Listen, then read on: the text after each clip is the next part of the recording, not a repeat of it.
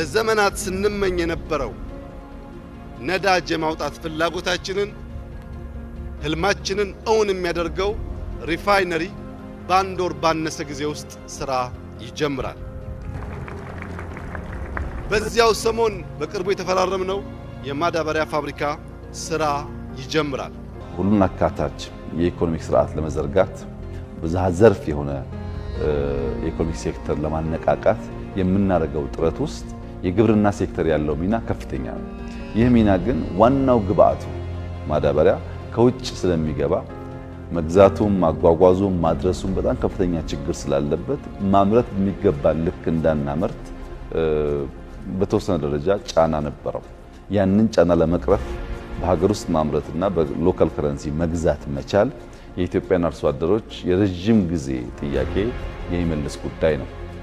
የማዳበሪያ ፋብሪካ በጣም ሜጋ ፕሮጀክት ነው። ልክ እንደ ሌላ ህዳሴ የሚታይ ነው። ላይ የኢትዮጵያ መንግስትና ዳንጎቴ በትብብር በኢትዮጵያ ውስጥ 2 ላይን ያለው 3 ሚሊዮን ቶን በአመት የሚያመርት እና ከጋዝ ከምናመርትበት እስከ ፋብሪካ እስከ ጎዴ ድረስ ያለውን ከ100 ኪሎ ሜትር በላይ የፓይፕላይን ዝርጋታ የሚያካትት ስራ ነው። እንግዲህ ማዳበሪያ ምርት ብዙውን ጊዜ ሌላ ምርት ያስፈልጋል። የጋዝ ምናምን ሊኖር ይገባል። ስለዚህ የጋዝ ምርታችንን ተጠቅመን ማዳበሪያ ፋብሪካ ማቋቋም እንግዲህ እርሻን በጣም ያዘምነዋል። እርሻ ምርታማነት ያደርጋል።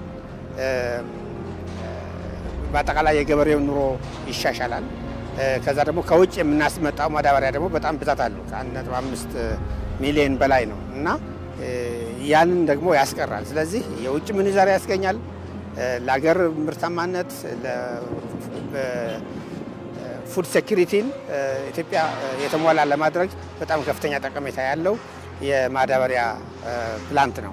በሰዓቱ እንድናገኝ ወደብ ላይ እስኪገባ የሚጓተተው የሚቆየው በተፈለገበት ሰዓት ለማግኘት በሀገራችን ውስጥ ስለሆነ ትልቁ የመጀመሪያው እፎይታ ይሰጠናል። በሰዓት ለማግኘት አመቱን ሙሉ ተጠቃሚ እንድንሆን የዶላርን ከውጭ የሚገባው ምንዛሪ በመቀነስ በኩልም ለኛ በተመጣጣኝ ዋጋ እንድናገኝ ይረዳናል የሚል ሰፊ እምነት ነው በሱ ላይ ያለን እና ምርታችንን እንደልብ በተለይ አሁን የተለያዩ አትክልቶችን ሽቶችን በመናን ሁሉም ማዳበሪያ ፈላጊ ስለሆነ እንደልብ በተፈለገው ሰዓት ለማግኘት ይረዳናል የሚል ተስፋ ነው ያለው። ስለዚህ አሁን ደግሞ እዚህ ከተመረተ ገበሬ የፈለገው ያለልቡ በፈለገው ጉዳይ ማግኘት ስለሚችሉ በጣም ገበሬ አገሪቱን ያሳድጋል፣ ምርቱን ያስጨምራል ብዬ ነው።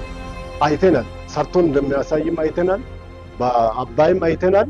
ይህንን ፋብሪካ ደግሞ ይህን ውሳኔ መውሰዱ በተለይ ለአርሶ አደር በጣም ጠቃሚ ውሳኔ ነው። ይሄ ትክክለኛ ወቅቱን የጠበቀ አቋም ነው። ይህን መንግስት ይህን አቋም መውሰዱ ራሱ በጣም በበኩሌ በጅማ ዞን አርሶ አደር ስም ማመስገን ፈልጋለሁ።